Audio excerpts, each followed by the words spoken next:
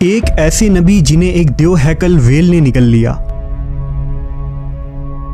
آپ سے ایسی کون سی خطا سرزد ہو گئی تھی اور آپ مچھلی کے پیٹ میں 40 دن زندہ کیسے رہے؟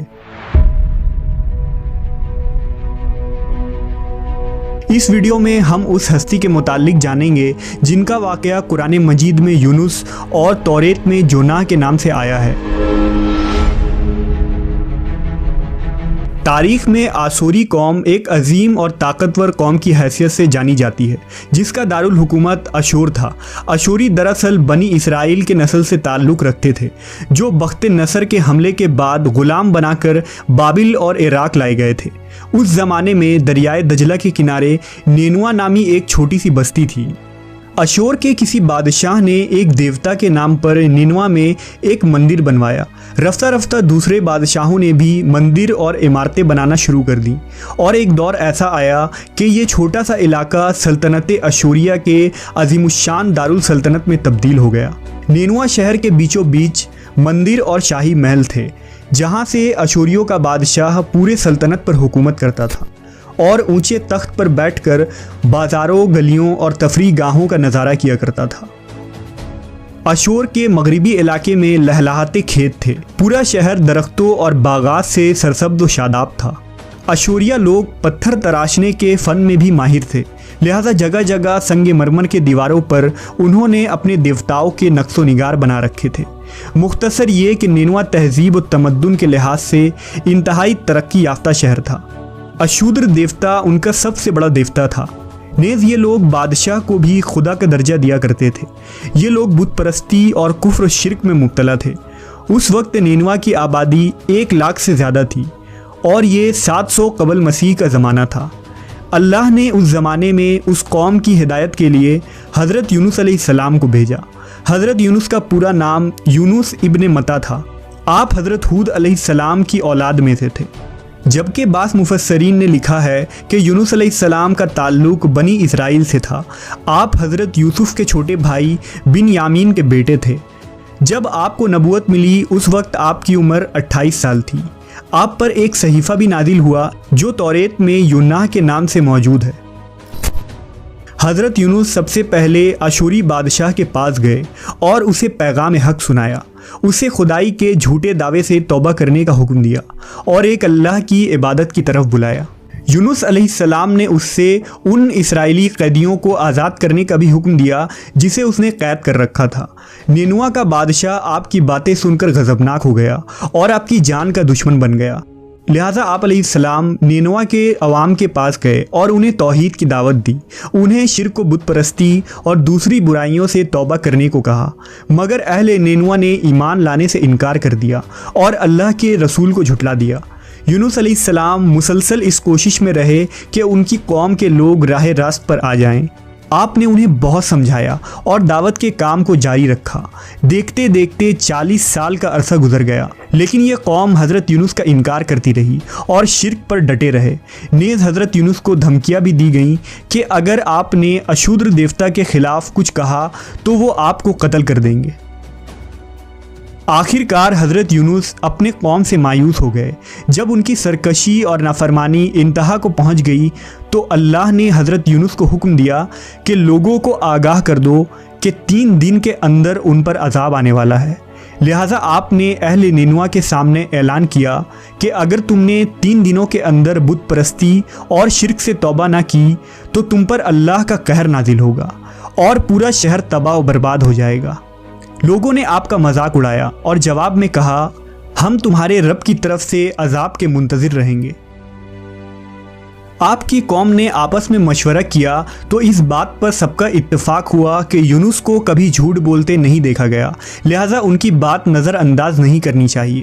مشورے میں یہ بھی طے ہوا کہ دیکھا جائے کہ اگر یونس علیہ السلام رات بستی کے اندر اپنے گھر میں مقیم رہتے ہیں تو سمجھ لو کہ کچھ نہیں ہوگا، اور اگر وہ یہاں سے کہیں اور چلے جاتے ہیں تو یقین کر لو کہ صبح عذاب ضرور آئے گا۔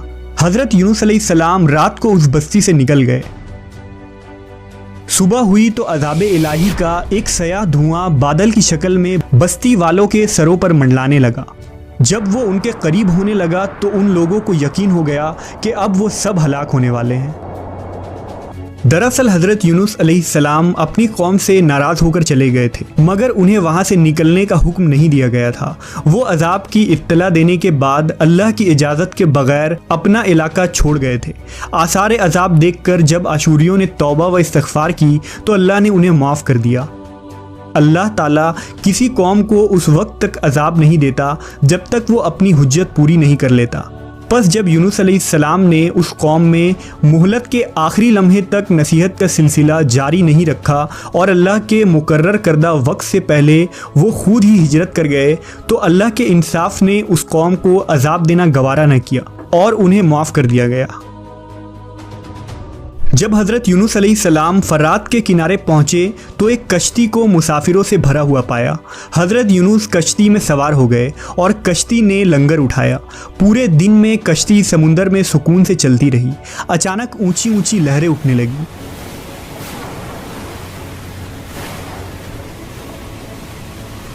लोगों ने अपना साजो सामान समुंदर में फेंक दिया कि कश्ती का बोझ कम हो जाए, लेकिन कश्ती का बोझ फिर भी कम न हुआ। जब कश्ती डगमगाने लगी तो कश्ती के गर्क होने का यकीन होने लगा।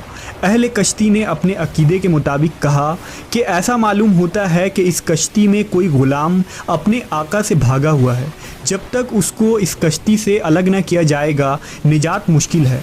यूनुस अलैहिस्सलाम ने सुना तो उनको तंबीह हुआ कि अल्लाह को मेरा निनवा से वही का इंतज़ार किए बगैर इस तरह चले आना पसंद ना आया और ये मेरी आजमाइश के आसार हैं। ये सोचकर उन्होंने अहले कश्ती से फरमाया कि मैं ही वो ग़ुलाम हूँ जो अपने आका से भागा हुआ हूँ। लिहाजा 3 मरतबा कुर्रअंदाज़ी की गई और तीनों मरतबा हज़रत यूनुस का नाम निकला। तब मजबूर होकर उन्होंने हज़रत यूनुस को दरिया में डाल दिया।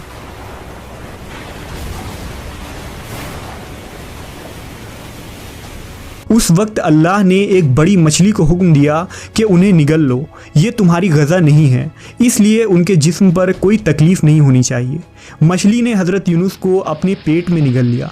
यूनुस अलैहिस्सलाम ने जब मछली के पेट में खुद को ज़िंदा पाया तो बारगाह इलाही में अपनी निदामत का इजहार किया कि मैं वही इलाही का इंतज़ार किए बगैर और अल्लाह से इजाज़त लिए बगैर उम्मत से नाराज़ होकर निनवा से निकल आया।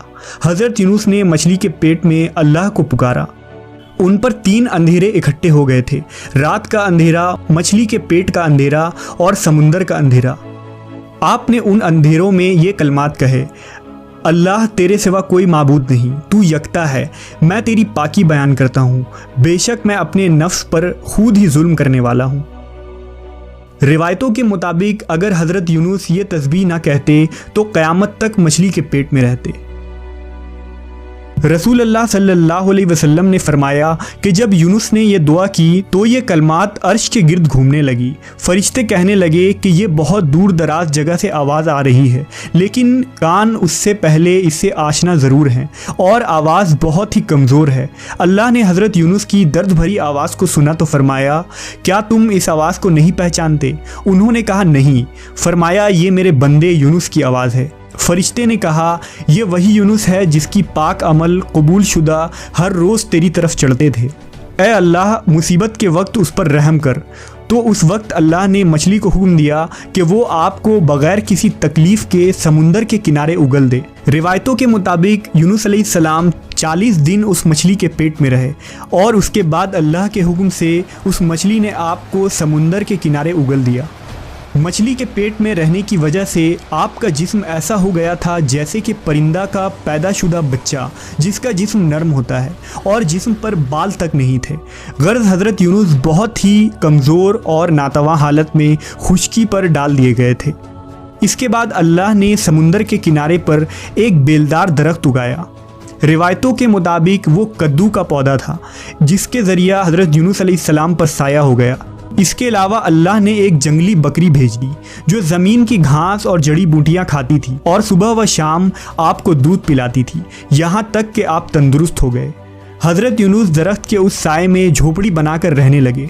यूनुस अलैहिस्सलाम की कौम उन्हें तलाश करती हुई एक दिन उस साहिल के किनारे पहुँच गई और उन्होंने आपको देख लिया। उन्होंने आपके हाथ पर इस्लाम की बैत कर ली और साथ ही अल्लाह से तौबा व इस्तिग़फ़ार करने लगे। यूनुस अलैहिस्सलाम दोबारा निनवा चले गए और वहाँ रहकर अपनी कौम की रहनुमाई फरमाई। حضرت یونس کی زندگی نینوا ہی میں گزری اور وہیں آپ کا انتقال ہوا۔ اس قصے سے ہمیں یہ سبق ملتا ہے کہ کسی بھی حال میں اللہ کی رحمت سے مایوس نہیں ہونا چاہیے اور نہ ہی ہدایت کے معاملے میں اپنی ذات پر بھروسہ کرنا چاہیے۔ ہدایت تو بس اللہ ہی کی طرف سے ہے، ہمارے ذمے بس پیغام حق پہنچانا ہے۔